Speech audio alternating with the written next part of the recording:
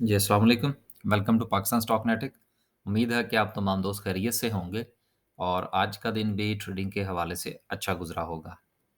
चलते हैं जी, देखते हैं कि आज मार्केट की क्या सूरत-ए-हाल रही। मार्केट पर बात करने से पहले उन तमाम दोस्तों का शुक्रिया जिन्होंने हमारा चैनल जो है वो सब्सक्राइब कर रखा है और ये हमारा कॉन्टैक्ट नंबर है। अगर आप हमारे साथ मिलकर काम करना चाहते हैं, तो आप इस पर व्हाट्सएप फरमाइए।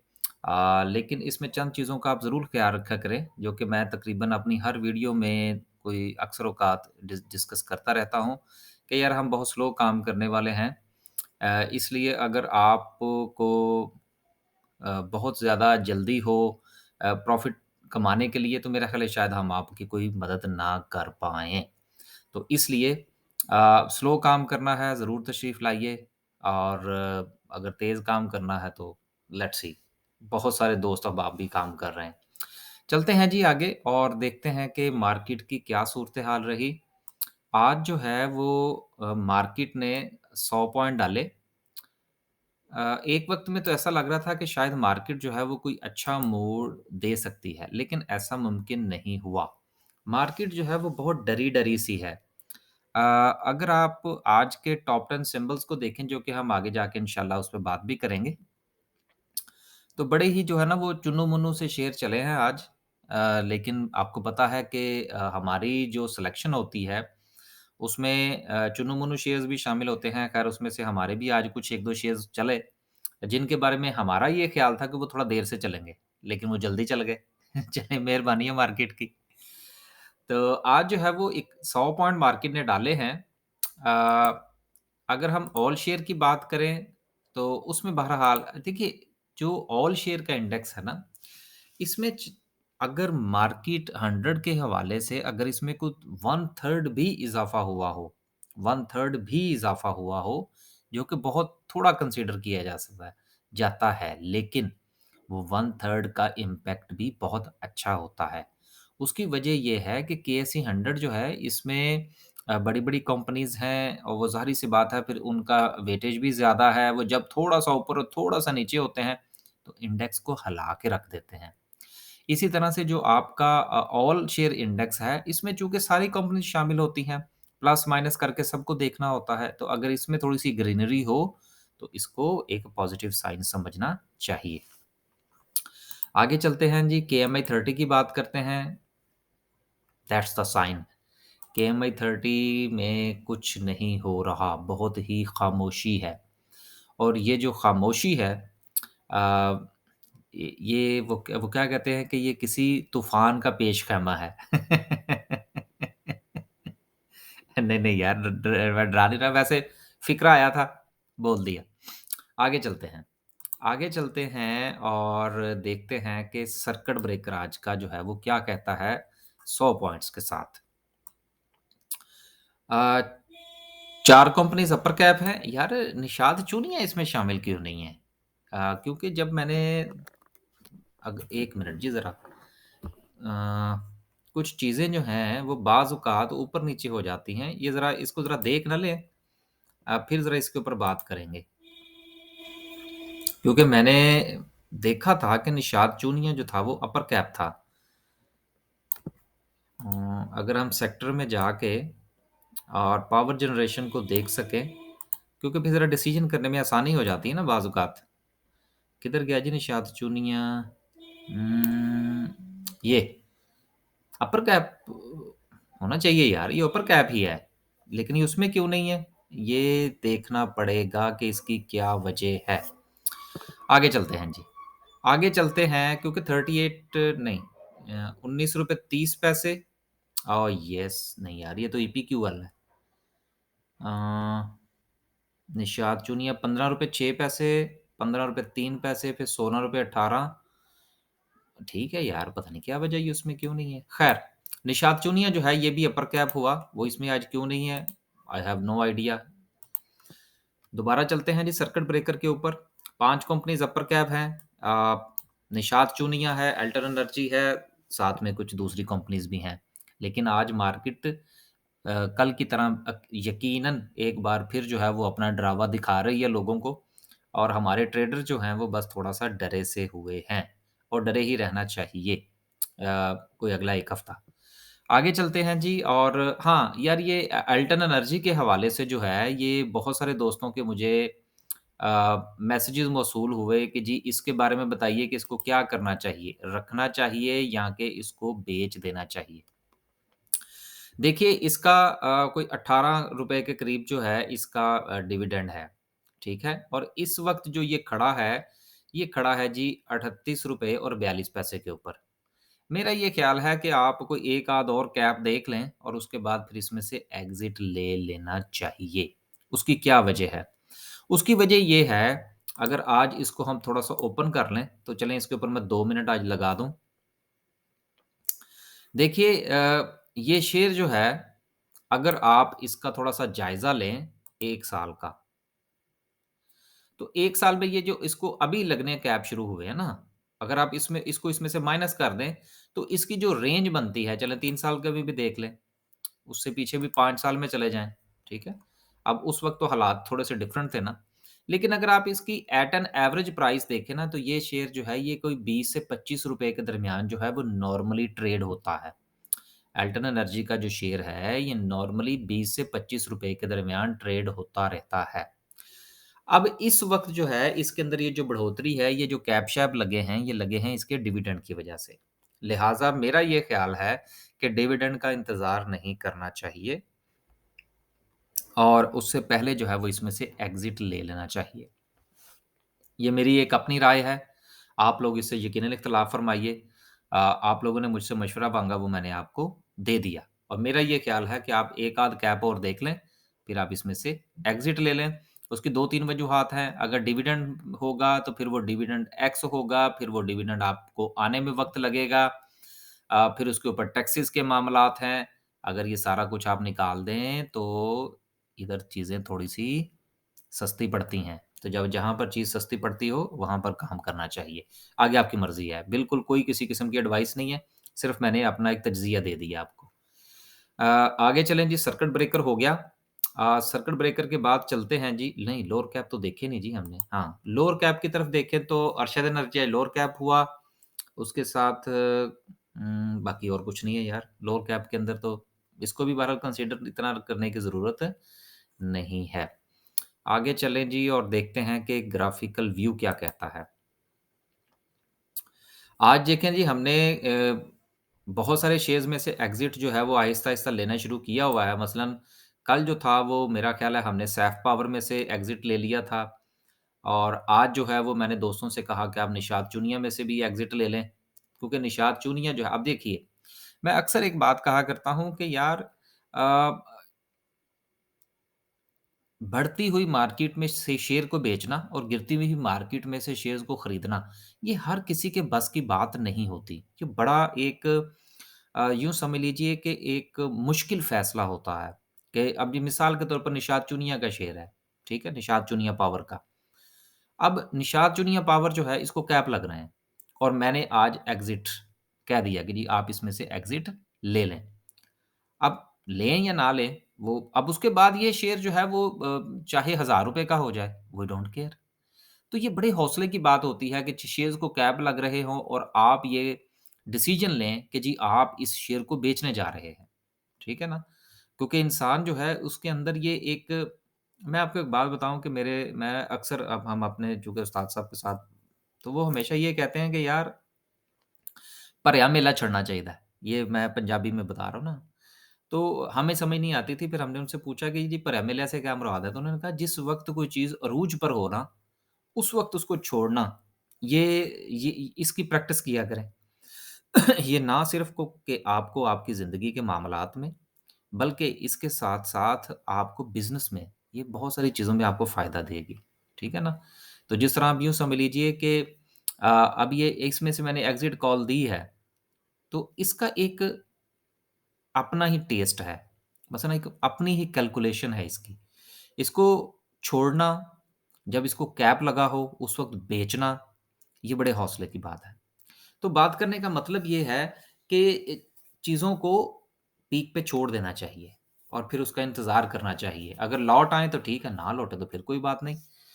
400 कंपनीज़ हैं, हम कोई और देख लेंगे। अब उसके अलावा अब दूसरी बात, मैं हमेशा एक बात आप लोगों से और कहा करता हूँ कि देखिए चलती बस में बैठने की कोई ज़रूरत नहीं होती। अब जिस तरह आज कुछ शेयर्स चले हैं, अब लोग उनको खरीदेंगे और फिर वो बाद में सोचेंगे कि जी हम नेटवर्क को ₹8 पर खरीद रखा है, क्या करें? इसलिए चीज़ों को हमेशा पॉइंट पर देखना चाहिए। अब आज मैंने एक ऐसा शेयर जो है वो रिकमेंड किया अपने दोस्तों को कि जो कि ना सिर्फ़ कि बस खड़ी है, बल्कि बस का टायर पंक्चर हुआ हुआ है, जो मैंने एक शेयर मैंने ऐसा भी रिकमेंड किया आज जी वैसे तो हम लोग सेलिंग पे हैं, लेकिन सर अगर कोई अच्छी अपॉर्च्युनिटी मिलती हो तो साथ-साथ थोड़ा-थोड़ा बाय करने में कोई मुज़ायका नहीं है। पोज़ीशंस भी हम लोग काट रहे हैं। तो बात करने का मतलब ये है कि आज मैंने एक ऐसा शेयर जो है वो दोस्तों को रिकमेंड किया कि जो बस ना सिर्फ़ के खड़ी है बल्कि उसका टायर पंक्चर है। अभी उसके टायर को पंक्चर लगेगा, फिर वो टायर फिट होगा, फिर वो बस चलेगी। तो कहने का मतलब ये है कि हम बहुत स्लो काम करते हैं। तो ये सारी चीज़ें साथ-साथ डिस्कस करने का मकसद ये होता है, ताकि अगर दोस्त अहबाब हमारे साथ काम करने के लिए कुछ सोच रहे हैं, तो वो ज़रा सोच के आएँ। क्योंकि फिर बाज़ औक़ात ऐसा होता है कि हम खुद भी क्लाइंट्स को जो है ना, वो अपनी लिस्ट में से फ़ारिग कर देते हैं, बाज़ औक़ात। क्योंकि अगर क्लाइंट को बहुत ज़्यादा जल्दी हो ना, तो फिर हम उनसे माज़रत कर लेते हैं। ऐसा भी होता है और ऐसा हुआ है। चलते हैं जी आगे। चलते हैं जी आगे और देखते हैं कि ग्राफ़िकल व्यू क्या कहता है। तो ये साथ में मैंने 2-3 स्ट्रैटेजीज़ भी बता दी बातों-बातों में। जिन शेयर्स में से हमने एग्ज़िट लिया मैंने वो भी बता दिया, ठीक है ना? कुछ अगले भी 1-2 दिन में हम कुछ और शेयर्स में से भी एग्ज़िट लेने का प्रोग्राम रखते हैं। वो भी फिर बता देंगे जब एग्ज़िट लेंगे तो। आगे चलते हैं जी किधर गया? जी, टेक्नोलॉजी सेक्टर माशाल्लाह अभी भी लीड किए हुए है। टेक्नोलॉजी सेक्टर, फूड है, कमर्शियल बैंक्स हैं। बैंक्स तो वो समिट की वजह से है ना, चलो अच्छी बात है यार।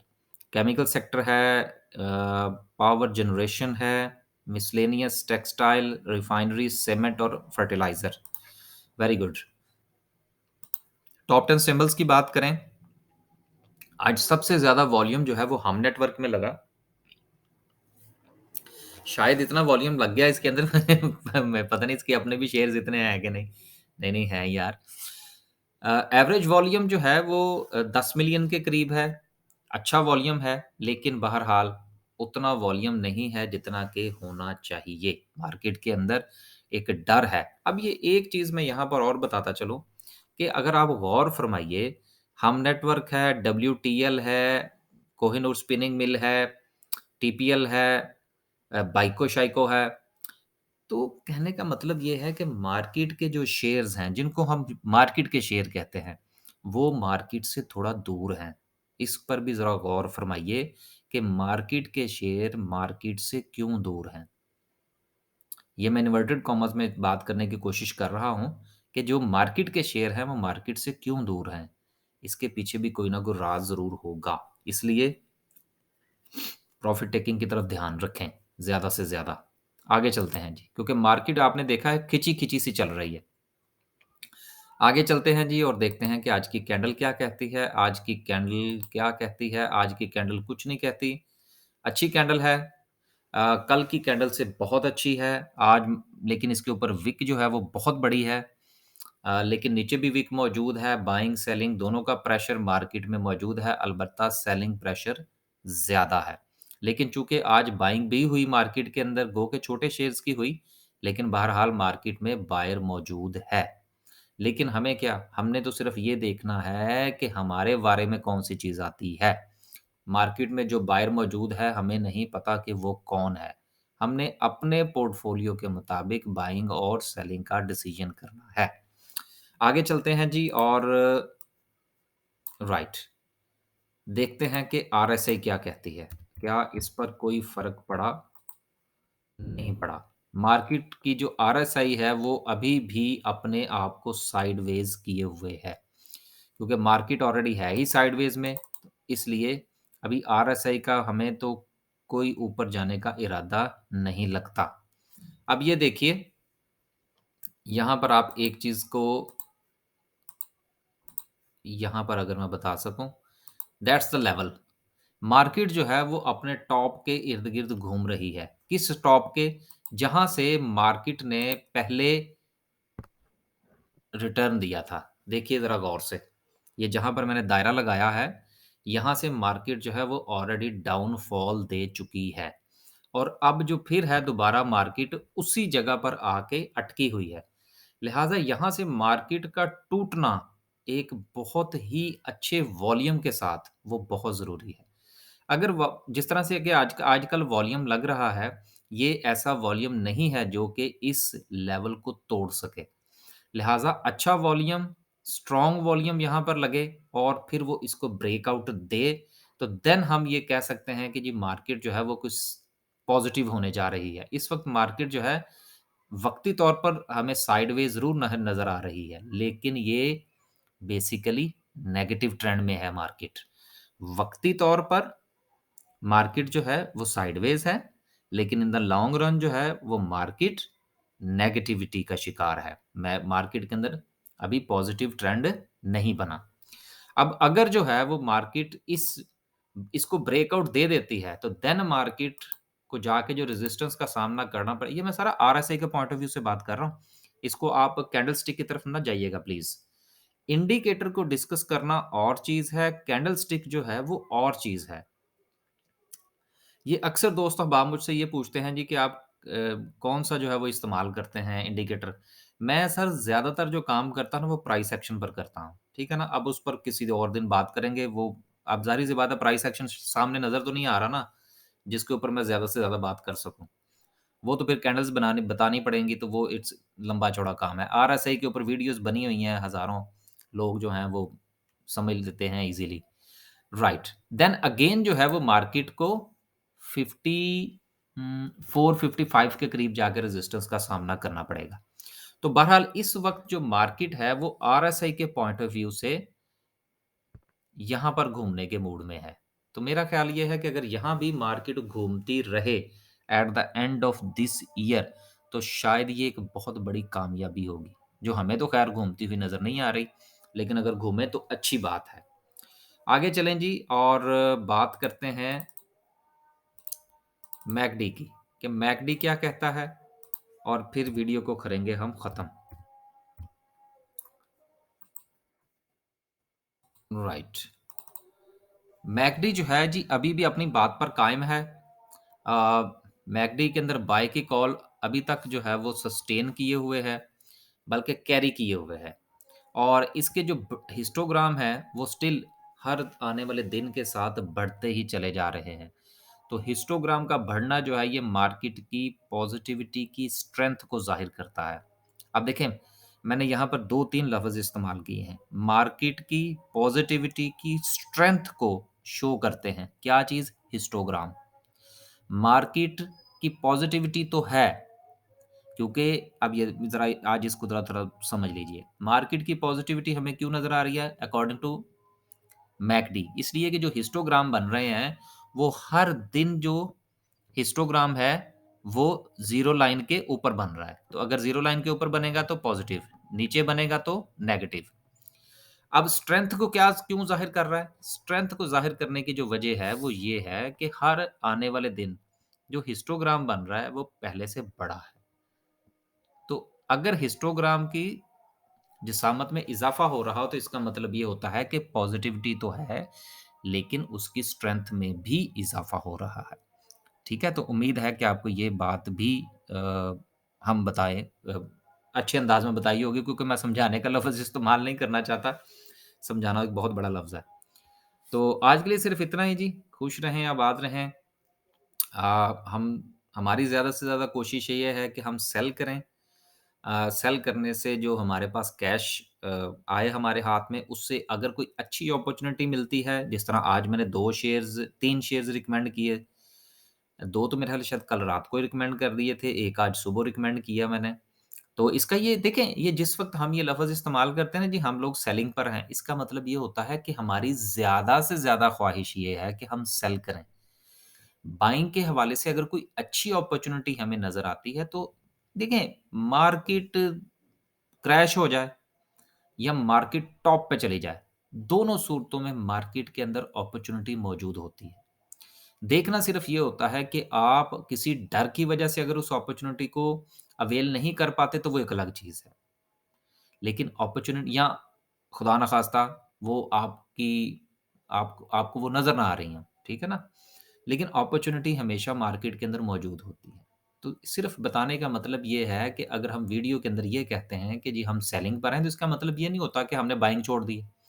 और अगर हम बाइंग पर हैं, तो इसका ये मतलब नहीं होता कि हमने सेलिंग छोड़ दी है। सिर्फ़ बताने का मतलब ये होता है कि हमारा ज़्यादा जो हमारा रुख है वो किस तरफ है। सेलिंग की तरफ जो है वो हम ज़्यादा से ज़्यादा कॉन्संट्रेट किए हुए हैं। बाइंग में अच्छी अपॉर्च्युनिटी मिलती है तो हम अवेल करते हैं।